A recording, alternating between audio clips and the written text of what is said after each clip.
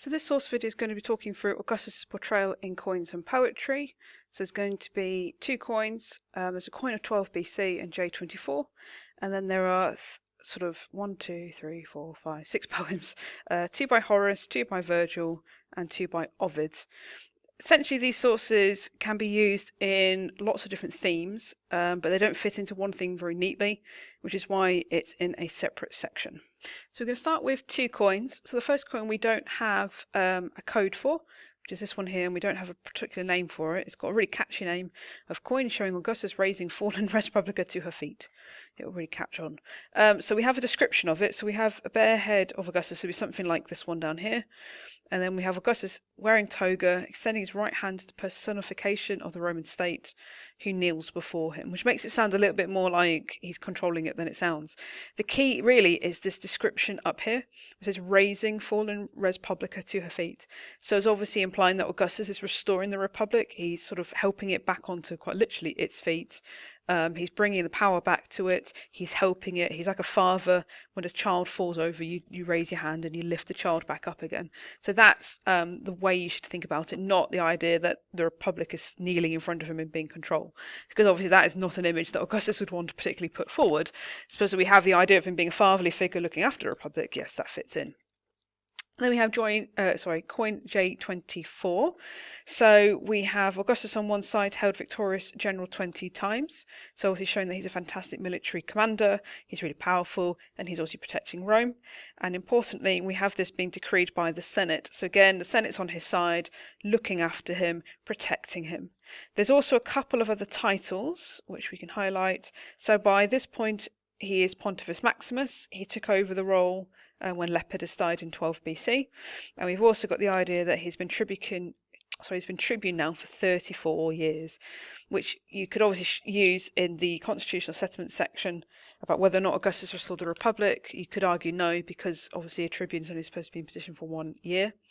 You could do the Pontifex Maximus showing he was Republican because he only took on this role after Lepidus had died. And obviously we can use the Senate bit, to show that the Senate was supporting Augustus and that they were working well together. So that's the two coins. Then we're going to look at a few poems as well. We're going to start with Horace Odes 1.2. You'll notice as we go through, I've not highlighted a huge amount in some of these poetry, just picking out the key things. So remember, Horace was patroned by Maecenas, so he's been paid to write poetry that is in support of Augustus. So this is very much propaganda. And as per usual with Horace, he tends to set the scene of what Rome was like before and what Augustus has done to improve things. So enough for now has Father Jupiter poured out upon the earth in snow and biting hail, while his red hand he smote our holy citadels and brought dread to the city. So Rome had been struggling, things were going badly wrong, the gods were punishing them, which fits into what obviously Horace has written in other poems that we have looked at. So dread to the nations that the grim time might return, when Pyria bewailed portents not seen before, when Proteus drove all his seals to visit the high mountain, shoals of fish stuck in the tops of elms, habitations formerly familiar to doves, and panic-stricken deer swam in the flood that covered the land. So, when times are really awful, is the gist of that. We have seen yellow Tiber, his waves repulsed with violence from his Tuscan shore, rushed to hurl down the king's memorial and Vestas' temple, boasting of vengeance won for his spouse, importunate Ilia, for his vagrant waters spread against Jupiter's will, beyond his left bank, a wife-besotted river. It's something to do with mythology, which you don't really need to be aware of. Of citizens sharpening swords against citizens, this we can have. I forgot to highlight it. So civil war, which is obviously really bad, by which grim Persians better would have perished, and of their battles the youth shall learn, made few by their parents' vice. So this is kind of linking into previous themes that Horace has put forward, that obviously things in Rome were really awful, which is basically what this is saying, that citizens are fighting against each other, there's been civil war, the people that their parents have been like really sinful, and that's why there's not enough of these brave Romans existing. So then he says, which god shall the people call to aid the crumbling empire? Who are they going to turn to save them? With what prayers shall the holy virgins weary the ears of Vesta, now less inclined to hear their hymns? So obviously we got the idea that the gods are unhappy because of all these problems that the Romans had been doing, things have been really awful. To whom shall Jupiter assign the task of sin's atonement?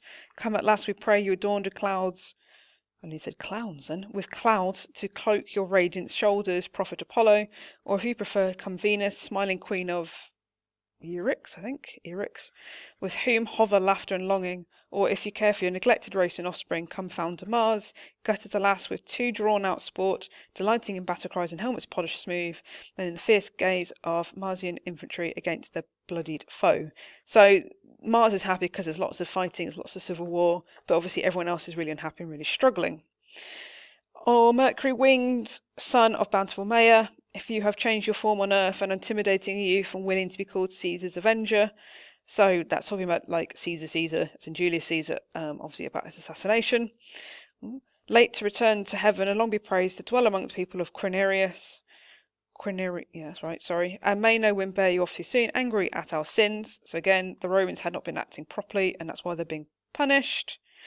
Remain here, rather, delighting in great triumphs and being called father and princeps. Do not permit the Medes to ride unpunished while you are leader Caesar.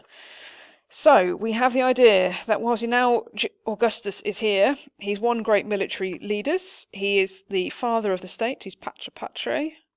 Oh, sorry, I'm not highlighting very well here. There we go. He's first amongst citizens, and he's not going to allow, well, the Medes are Persians, but so he's probably talking about Parthia, I guess. To ride unpunished while you're Caesar. So he's going to go punish these people who had previously attacked the Romans and mete out punishment for them, because Caesar, i.e. Augustus, is amazing and he's going to save them all and protect them all. So it's kind of that kind of general view that Horace is always putting forward, that Augustus is coming to save the day. So we move on to another Horace poem, which is slightly easier to understand. So I wish to tell of battles and of unconquered towns, where Phoebus rebuked me with his lyre, warning against venturing with my tiny sails on the Tyrrhenian sea. Your time, Caesar, has restored harvests to the fields, and to our Jupiter the standard stripped from the Parthians' insolent porches has closed the shrine vacated by wars. So Augustus has come, and suddenly they have lots of food, which we do know that there were some famines, and Augustus had to sort of dip into his own sort of private reserves in order to solve the problem. He's got the standards back. Hang on, I forgot to highlight the standards. So he got the standards back. So remember, obviously Augustus is portraying this in terms of he sort of forced the Parthians to give back the standards. And we looked at previous sources, we know it's more of the Parthians were willing to give the standards and create peace. And he's closed the shrine, so he's talking about that I forgot what it's called. The temple with the gates. Janus Quirinius got there eventually, sorry. So obviously remember that when the gates are open, Rome's at war. And he's closed the shrine more times under his reign than anyone else. Oh, it's right there in front of me. That's embarrassing. So Janus Quirinius has thrown a bridle on license, wandering from right order, has banished crime and summoned back the ancient ways. So obviously Rome is calmer and more law-abiding. The olden ways, so we know in terms of women being good mothers and good wives, Roman men being hard-working and soldiers. He's brought all back the gold time for them. And he's going to go further than this. So by which the Latin race and Italian might grew great, and fame and majesty of empire stretched to the lands of morning from the couch of the setting sun. So Augustus has managed to sort of extend the empire beyond anybody else. It's so impressive. You know, from literally your house to when the sun goes down. This is all now Roman control. While Caesar guards our state, no madness between citizens or violence will drive out peace. Yeah, there is an end to civil war, so he's not lying. We do know that obviously there was opposition, which has been glossed over here, but there is an end to civil war. There's no internal fighting as such, so you know that's something. Nor rage or anvils of swords and foe to wretched cities. Those who drink Danube's deep waters will break no Julian edicts, so you could link that to the Julian morality laws. There we go.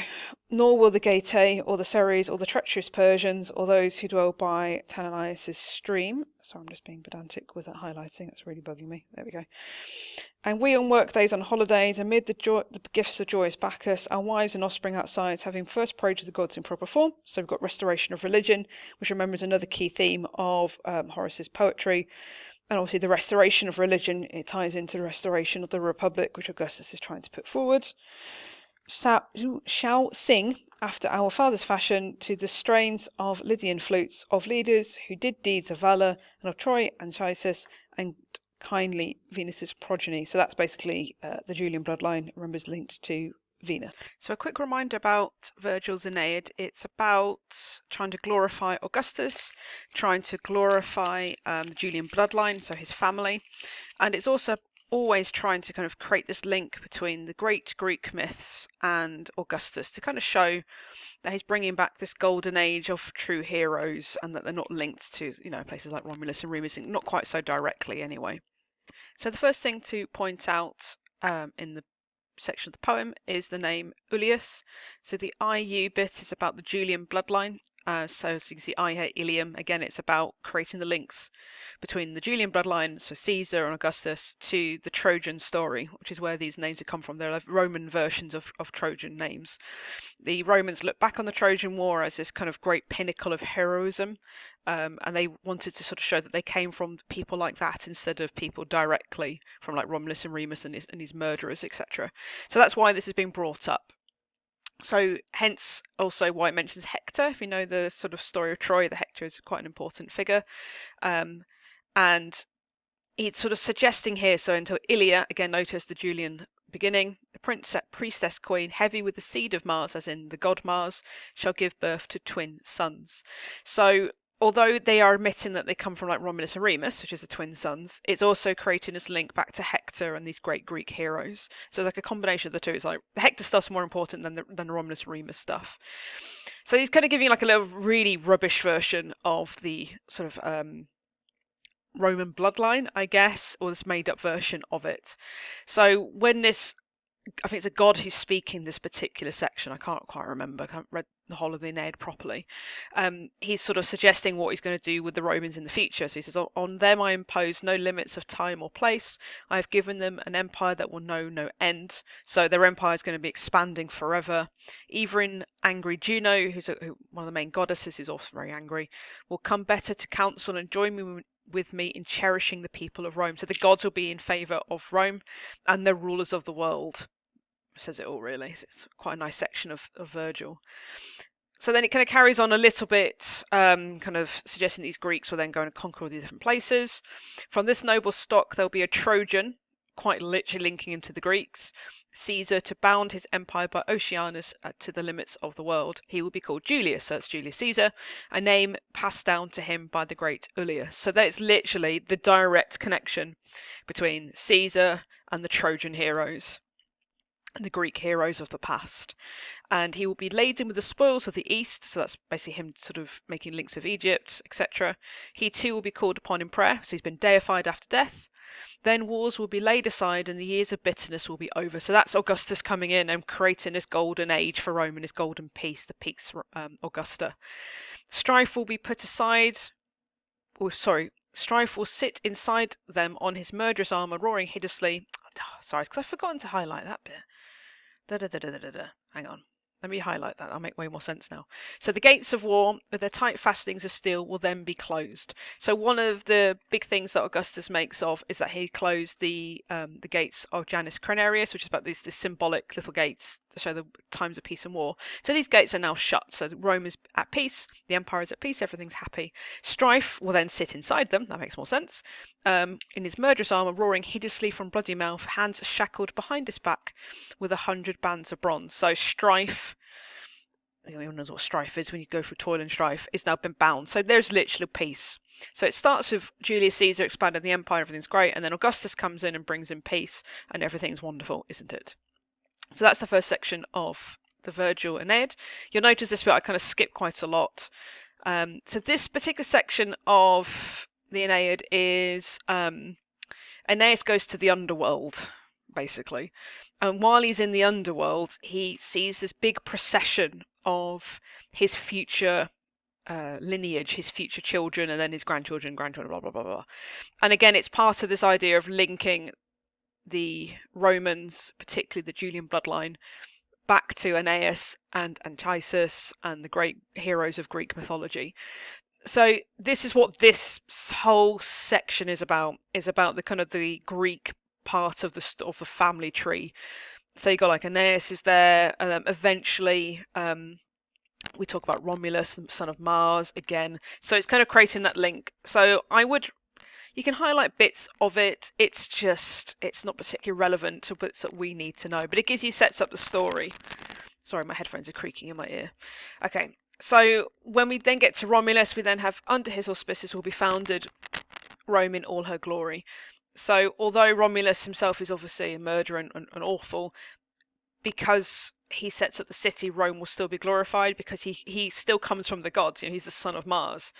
So although they're kind of like, not whitewashing, but kind of patch over Romulus's background and his actions, and they're kind of making this link. He's from the gods. He's also linked to the Greek heroes, etc. So we'll kind of ignore the fact that he killed his brother because that's not very good.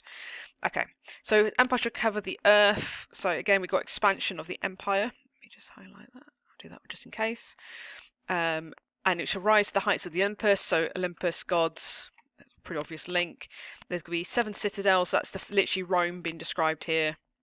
Have lots of children. Everybody's going to be happy. Then we get to the actual bit that's relevant. So then we have Caesar, as in Julius Caesar yet again. All the sons of Ilias. Remember, that's that Trojan link. And he's come from the gods. Here is the man whose coming to you was so often here prophesied. Here he is, Augustus Caesar. So Augustus is being shown as in this big procession.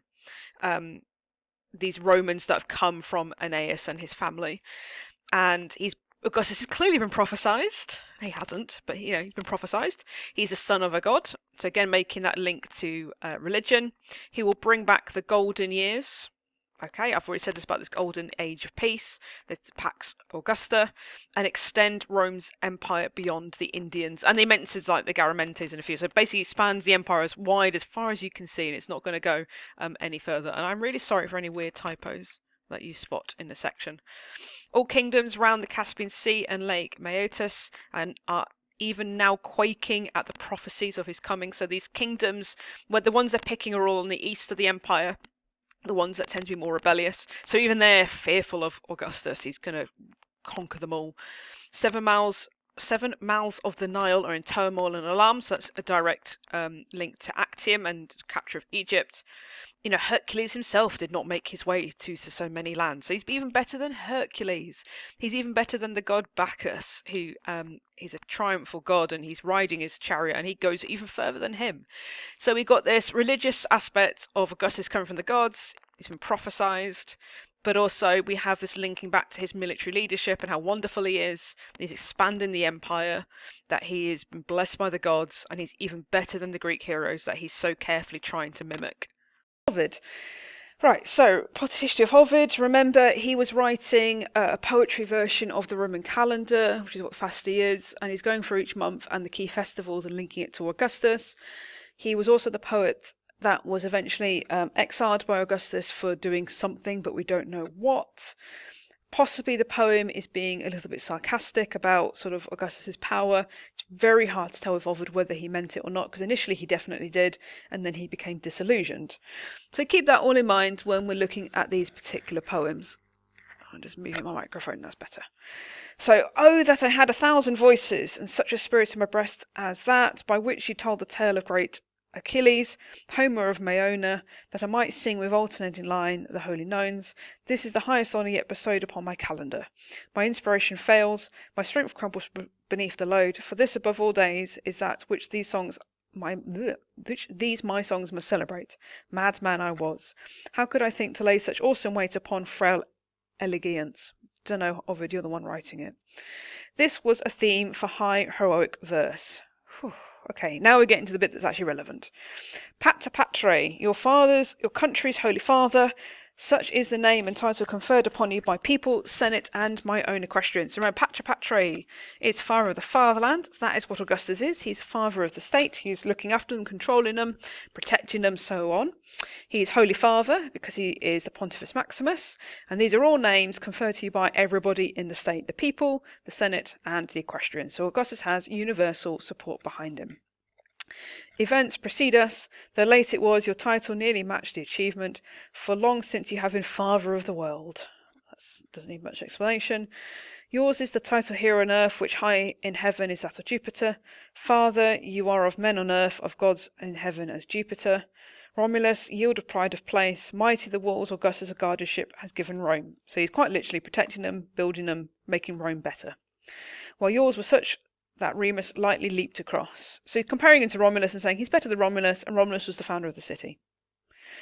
Tatius and tiny Sabine cures felt your power, Saina too, but Roman, from further east to utmost west, have Caesar's conquest made all the sun beholds. So it's fitting into this kind of viewpoint that Augustus was extending the empire so much that it's going beyond to anybody else. This is beyond where the sun is shining. You, Romulus, held such tiny stretch of unconquered land. So again, he's better than Romulus, the founder of the city. Caesar controls all that is beneath the gaze of lofty Jupiter. He controls the world. You raped where Caesar commanded sacrosanctity for wives. So he protects, like, morally, Rome as well. Your grove plays host to wickedness. Caesar repulsed it. In fact, we'll highlight that while we're at it. Sorry, give me a second. There we go. So again, he is restoring Rome's morals just by being Caesar. Violence you loved while Caesar cherishes the rule of law. You are Rome's lord and master. He's simple princeps, our first citizen. So he knows he's not a king. He's just a princeps. He's just the first amongst all of us. So he's better than you are. Remus denounced you. Caesar forgave his enemies. So not only is he sort of protecting Rome, not is he extending the empire, but he's also showing clemency to his enemies. You to the heavens were by your father raised. Caesar raised his father. So he's also, modest, because he raised his father above gods and does not call himself a god, as per se. Right, and then we have a little bit of another Ovid section. So Latium's annual calendar, its times and seasons, their source. The signs celestial that rise and sink below the earth, these are my song. Caesar Germanicus, look kindly on my labour and receive this dedication, playing the helmsman to my timid craft. Though slight's my compliment, turn not away, it is a gift of obligation vowed to myself, approach and bless it with divinity. Here you'll read of holy rituals dredged from the annals of the past, so you could suggest that Augustus is restoring religion here, and how by its peculiar circumstances day is marked. Here too you will find your family's own domestic festivals. Oft of your father you will read, oft of your grandsire too. Their ornaments triumphal and adorn my painted calendar. These will be yours one day, your brother Drusus is too. So this is about Tiberius. Let others sing of Caesar and his wars. Caesar's altars rather are my theme, and all the days he added to the sacred calendar. So he has restored a religion. Isn't everything better? Right, so that is all of the poems and the coins in this particular section. So you can see they do link to very different topics. You can link them into, obviously, empire stuff. You could link it to the constitutional settlements and whether Augustus restored the republic. You can link it to whether he has support of all the people or not. We can link it to family. It links everywhere, which is why they don't sit in one particular place particularly well. And that's it.